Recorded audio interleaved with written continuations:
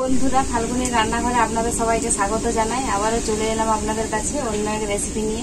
জ্বর, সর্দি, কাশি হলে মুখের রুচি ফেরানোর জন্য মাছের এক দুর্দান্ত স্বাদের রেসিপি বানিয়ে আপনাদেরকে দেখাবো। তো কিভাবে বানাবো প্রথম থেকে শেষ অবধি পুরো ভিডিওটা দেখতে থাকুন আর আমার সাথে থাকুন। ওইদিকে আমি আঁচটা ধরিয়েছি, তো আঁচটা এখন ঠিক করে উঠে নিই। তো এখন আমি মশলাগুলো করে নেব। কি মশলা নিয়েছি আপনাদেরকে বলে দিচ্ছি।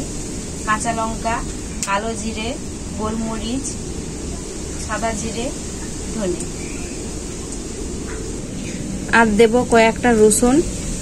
আজকে আমি শুকনো লঙ্কা বা শুকনো লঙ্কার গুঁড়ো দেবো না, কাঁচা লঙ্কা গোলমরিচের ঝালই হবে এই রেসিপিটাতে। আর এই রেসিপিটা যেহেতু ঝাল হবে, তো আমি এখানে 4টের মতো লঙ্কা নিয়েছি। আপনারা চাইলে কাঁচা লঙ্কা আরও বাড়াতে পারেন।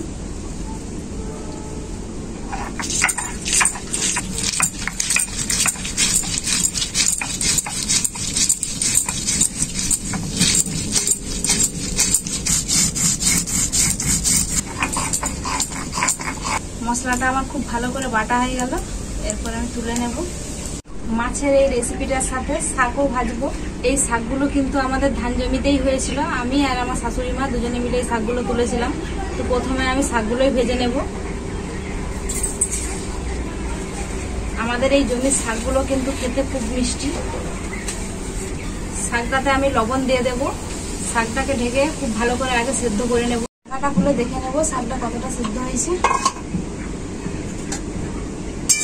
শাকটা তো খুব ভালো করে সেদ্ধ হয়ে গেছে, জলটাও খুব ভালো করে শুকিয়ে গেছে।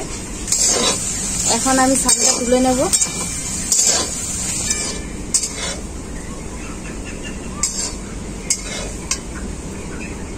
শাকটা ভাজার জন্য কড়াইতে সরষের তেল দিয়ে দিচ্ছি। তেলটা খুব ভালো গরম হয়ে গেছে। কয়েকটা শুকনো লঙ্কা ছিঁড়ে দিয়েছি। রসুনটা থেতো করে রেখেছিলাম দিয়ে দেবো।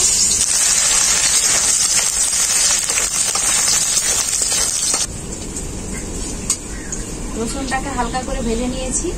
এখন আমি দিয়ে দেবো সেদ্ধ করা কুচুরি শাকটা।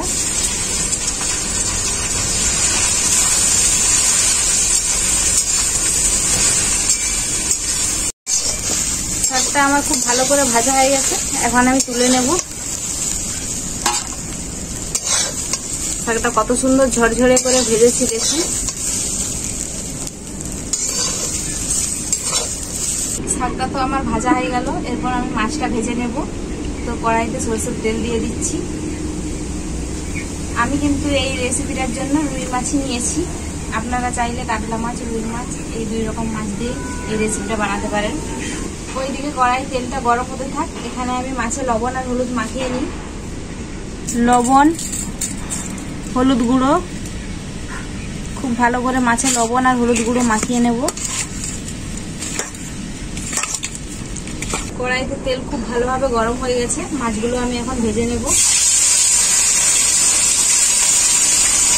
মাছগুলোকে কিন্তু আমি খুব বেশি ভাজবো না, হালকা করে ভেজে নেব। মাছটা আমি একদম হালকা ভাজবো বলেছি, তাই এক পিসটা হালকা করে ভাজা হয়ে গেছে। আর এক পিসটা পাল্টে নেব।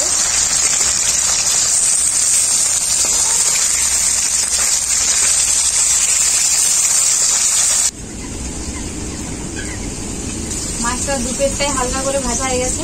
এখন আমি তুলে নেব। মাছটা দেখলেই বুঝতে পারবেন যে মাছটা একদমই হালকা করে ভেজেছি। বাকি মাছগুলো আমি একইভাবে ভেজে নেব।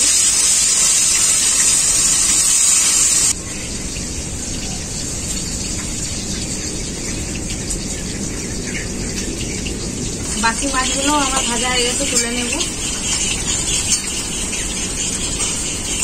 ওই মাছ ভাজা তেলেই আমি দিয়ে দেব পেঁয়াজ কুচো।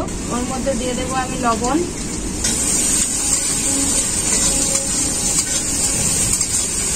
পেঁয়াজটাকে আমি খুব ভালো করে ভেজে নিয়েছি। এখানে আছে কাশ্মীরি লঙ্কার গুঁড়ো আর হলুদ গুঁড়ো দিয়ে দেব।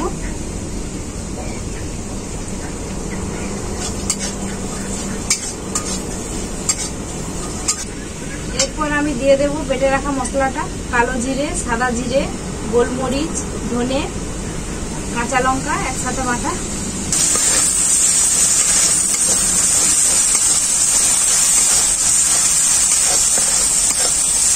এর মধ্যে কিন্তু রসুনও দেওয়া আছে বাটা মশলাটা। মশলাটাকে আমি খুব ভালো করে কষিয়ে নিয়েছি। এখন আমি দিয়ে দেব লেবুর রস।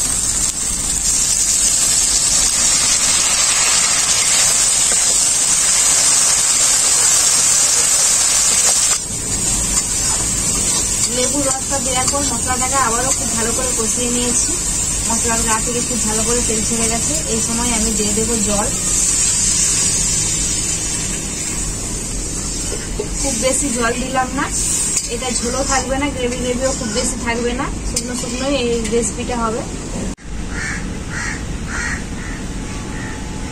ঝোল খুব ভালোভাবে ফুটে গেছে। এখন আমি ভেজে রাখা মাছগুলো দিয়ে দেবো।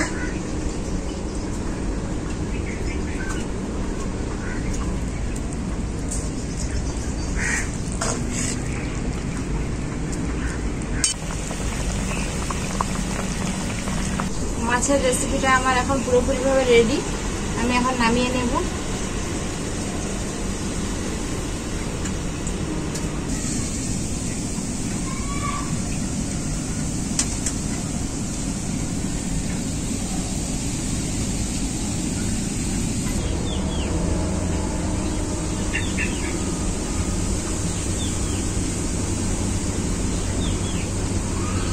সত্যি ঝালটা খুব মিষ্টি, খেতেও খুব সুন্দর লাগছে।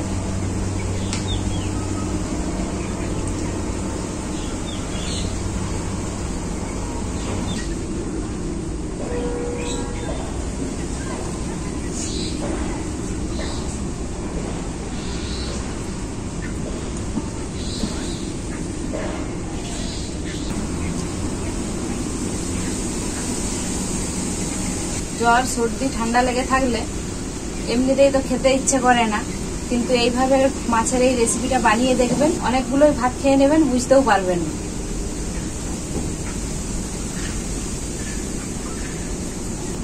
মাছটাও খেতে খুবই সুন্দর হয়েছে। কালো জিরে বাকি মশলা সবকিছুর একসাথে ফ্লেভারটা মিশে যেয়ে খেতে কিন্তু খুবই ভালো লাগছে ভাতটা। বন্ধুরা দেখলেনই তো এই রান্নাটা কতটাই সহজ।